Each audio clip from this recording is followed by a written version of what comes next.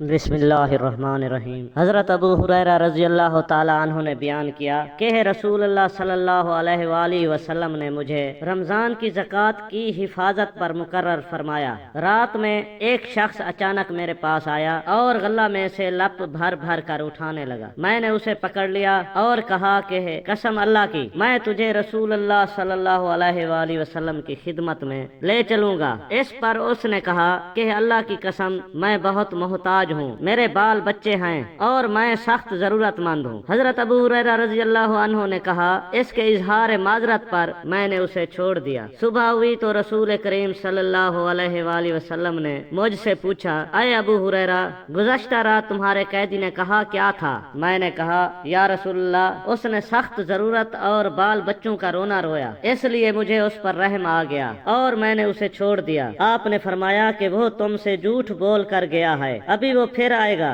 رسول کریم صلی اللہ علیہ وآلہ وسلم کے اس فرمانے کی وجہ سے مجھ کو یقین تھا کہ وہ پھر ضرور آئے گا، اس لیے میں اس کی طاق میں لگا رہا۔ جب وہ دوسری رات آ کے پھر غلہ اٹھانے لگا تو میں نے اسے پھر پکڑا اور کہا کہ تجھے رسول کریم صلی اللہ علیہ وآلہ وسلم کی خدمت میں حاضر کروں گا، لیکن اب بھی اس کی وہی التجا تھی کہ مجھے چھوڑ دے، میں محتاج ہوں، بال بچوں کا بوجھ میرے سر پر ہے، اب میں کبھی نہ آؤں گا۔ مجھے رحم آ گیا اور میں نے اسے پھر چھوڑ دیا۔ صبح ہوئی تو رسول کریم صلی اللہ علیہ وآلہ وسلم نے فرمایا، اے ابو ہریرہ، تمہارے قیدی نے کیا کیا؟ میں نے کہا، یا رسول اللہ، اس نے پھر اسی سخت ضرورت اور بال بچوں کا رونا رویا جس پر مجھے رحم آ گیا، اس لیے میں نے اسے چھوڑ دیا۔ آپ صلی اللہ علیہ وآلہ وسلم نے اس مرتبہ بھی یہی فرمایا کہ وہ تم سے جھوٹ بول کر گیا ہے اور وہ پھر آئے گا۔ تیسری مرتبہ پھر اس کے انتظار میں تھا کہ اس نے پھر تیسری رات آ کر غلہ اٹھانا شروع کیا۔ میں نے اسے پکڑ لیا اور کہا کہ تجھے رسول اللہ صلی اللہ علیہ وآلہ وسلم کی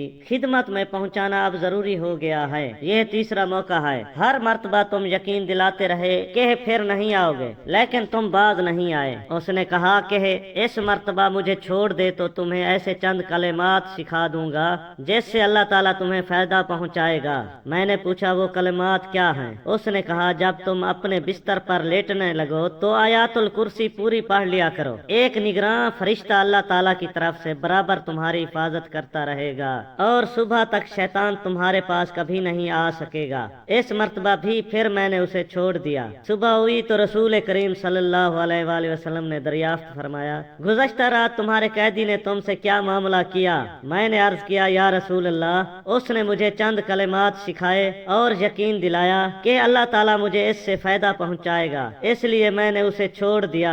آپ نے دریافت کیا کہ وہ کلمات کیا ہیں؟ میں نے عرض کی، اس نے بتایا تھا کہ جب بستر پر لیٹو تو آیات الکرسی پڑھ لو شروع سے آخر تک۔ اس نے مجھ سے یہ بھی کہا کہ اللہ تعالیٰ کی طرف سے تم پر اس کے پڑھنے سے ایک نگران فرشتہ مقرر رہے گا اور صبح تک شیطان تمہارے قریب بھی نہیں آ سکے گا۔ صحابہ خیر کو سب سے آگے بڑھ کر لینے والے تھے۔ نبی کریم صلی اللہ علیہ وآلہ وسلم نے ان کی یہ بات سن کر فرمایا، اگرچہ وہ جھوٹا تھا لیکن تم سے یہ بات سچ کہہ گیا ہے۔ اے ابو ہریرہ، تم کو یہ بھی معلوم ہے کہ 3 راتوں سے تمہارا معاملہ کس سے تھا؟ انہوں نے کہا، نہیں۔